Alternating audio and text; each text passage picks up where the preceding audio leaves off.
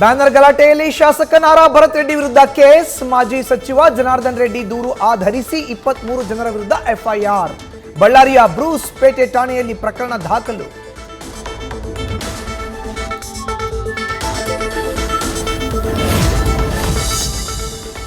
ಜನಾರ್ದನ್ ರೆಡ್ಡಿ ಆಪ್ತರಿಂದಲೂ ಪ್ರತಿ ದೂರು. ಸತೀಶ್ ರೆಡ್ಡಿ, ಅಹಂಭಾವಿ ಲೋಕೇಶ್ ಸೇರಿ 41 ಜನರ ವಿರುದ್ಧ ಎಫ್ಐಆರ್ ದಾಖಲು. ಜಾತಿ ನಿಂದನೆ, ಕೊಲೆ ಯತ್ನ ಮಾಡಿದ್ದಾಗಿ ಆರೋಪ.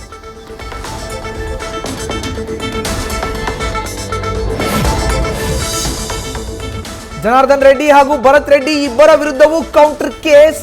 Physical evidence, digital evidence, eye witness, ballistics ಎಲ್ಲವನ್ನ ಕಲೆ ಹಾಕಲಿರೋ ಪೊಲೀಸರು ಪ್ರತ್ಯಕ್ಷದರ್ಶಿಗಳನ್ನ ಹುಡುಕಿ ಹೇಳಿಕೆ ದಾಖಲಿಸಲು ಸಿದ್ಧತೆ.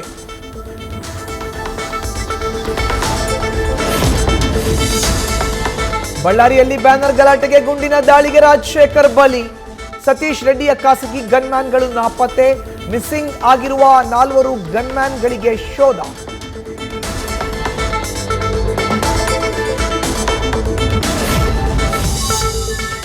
ಮೃತ ರಾಜಶೇಖರ್ ದೇಹ ಹೊಕ್ಕಿದ್ದು 12 ಎಂಎಂನ ಸಿಂಗಲ್ ಬೋರ್ ಗುಂಡು.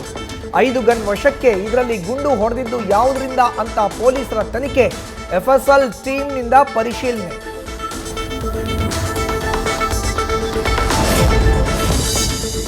ಜನಾರ್ದನ್ ರೆಡ್ಡಿ ಮನೆ ಬಳಿ ಡಿಐಜಿ ವರ್ತಿಕಾ ಕಟಿಯಾರ್ ಪರಿಶೀಲನೆ. ಪರಿಸ್ಥಿತಿ ನಿಯಂತ್ರಣದಲ್ಲಿದೆ, ನಿಷೇಧಾಜ್ಞೆ ಜಾರಿಯಾಗಿಲ್ಲ, ಯಾವುದೇ ಸಮಸ್ಯೆ ಇಲ್ಲ ಅಂತ ಮಾಹಿತಿ.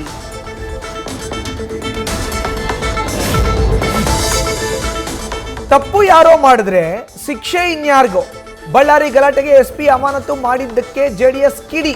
ತನ್ನ ಪಕ್ಷದ ಶಾಸಕರನ್ನ ರಕ್ಷಿಸಲು ಪೊಲೀಸರ ಬಲಿಪಶು ಅಂತ ಆರೋಪ.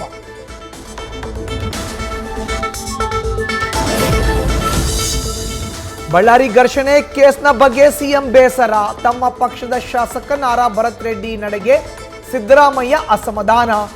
ಶಾಸಕರಾಗಿದ್ದು ಮನೆಗೆ ಬೆಂಕಿ ಇಡ್ತಿದ್ದೆ ಅನ್ನೋ ಹೇಳಿಕೆ ಸರಿಯಲ್ಲ ಅಂತ ಉಸ್ತುವಾರಿ ಸಚಿವ ಜಮೀರ್ ಎದುರು ಸಂಪುಟ ಸಭೆಯಲ್ಲೂ ಸಿದ್ದು ಕಿಡಿ.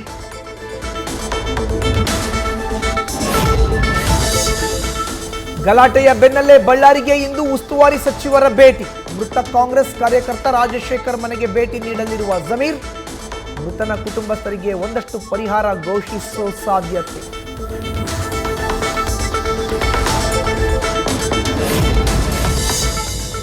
ಅಂದು ಅಖಂಡ ಶ್ರೀನಿವಾಸ ಮೂರ್ತಿ, ಇಂದು ಗಾಲಿ ರೆಡ್ಡಿನಾ? ಕೆಜೆಹಳ್ಳಿ ಡಿಜೆಹಳ್ಳಿ ಕೇಸ್ಗೆ ಮರುಜೀವ ಕೊಡಲು ಬಿಜೆಪಿ ಪ್ಲಾನ್. ಅಂದು ಇಂದು ಶಾಸಕರನ್ನೇ ಗುರಿಯಾಗಿಸಿ ದಾಳಿ ಎಂದು ವಾಗ್ದಾಳಿ.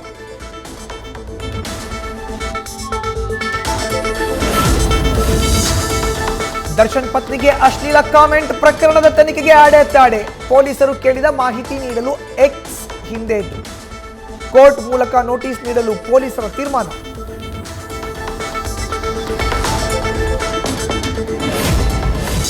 ಚುನಾವಣೆ ರಾಜಕೀಯದಿಂದ ದೂರ ಉಳಿಯುತ್ತೇನೆ, ಪರಿಸರ ಉಳಿಸುವ ಸಮಾಜ ಸೇವೆ ಮಾಡುತ್ತೇನೆ. ಮೈಸೂರಿನಲ್ಲಿ ಮಾಜಿ ಸಚಿವ ಎಸ್ಎ ರಾಮದಾಸ್ ಘೋಷಣೆ.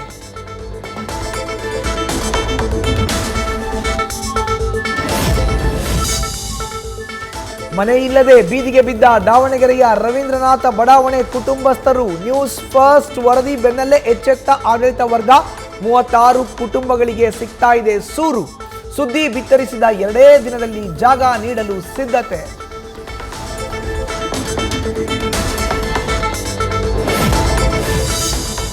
ಕಲಬುರಗಿಯಲ್ಲಿ ಮರಳು ದಂಧೆಕೋರರು ಆಡಿದ್ದೇ ಆಟ.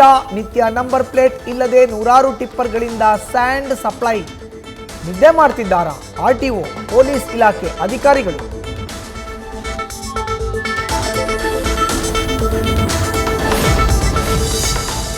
ನಿರ್ಮಿತಿ ಕೇಂದ್ರ ಬಳಿಕ ಮಿಮ್ಸ್ನಲ್ಲೂ ಫೇಕ್ ಮಾರ್ಕ್ಸ್ ಕಾರ್ಡ್ ಸದ್ದು.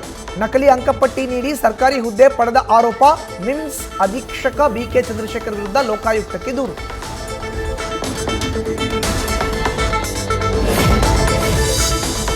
ಉತ್ತರ ಕರ್ನಾಟಕದ ಶಕ್ತಿದೇವಿ ಯಲ್ಲಮ್ಮ ದೇವಿಯ ಬಣದ ಹುಣ್ಣಿಮೆ ಜಾತ್ರೆ. ಅಪಾರ ಸಂಖ್ಯೆಯಲ್ಲಿ ಹರಿದು ಬಂದ ಭಕ್ತರು. ಬಸ್ಗಳ ಕೊರತೆ ಹಿನ್ನೆಲೆ ಬೆಳಗಾವಿ ಕೇಂದ್ರ ಬಸ್ ನಿಲ್ದಾಣದಲ್ಲಿ ಭಕ್ತರ ಆಕ್ರೋಶ. ನ್ಯೂಸ್ ಫಸ್ಟ್ ನಿರ್ಭೀತಿಯಿಂದ ನಿಮ್ಮ ಪರವಾಗಿ.